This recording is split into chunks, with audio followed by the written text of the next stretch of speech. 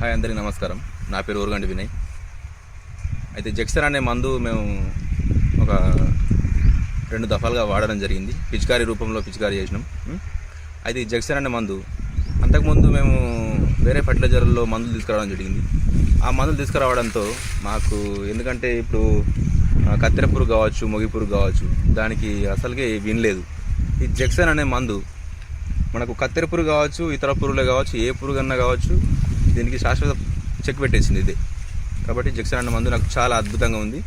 ఇప్పుడు మన మక్క చూసుకున్నట్టయితే అంతకుముందు హైట్ లేకుండే ఇప్పుడు హైట్ బాగా పెరిగింది, గ్రోత్ బాగా పెరిగింది. ఇప్పుడు చూసుకున్నట్టయితే మంచిగా చాలా బాగుంది క్రాప్. మళ్ళీ ఒకసారి స్ప్రే చేయాలనుకుంటున్నాను జెక్సన్. ఒకసారి స్ప్రే చేస్తే ఇక జలుబు వచ్చే టైం అయింది కాబట్టి హైటు నాకు మాత్రం సాటిస్ఫై అనిపించింది.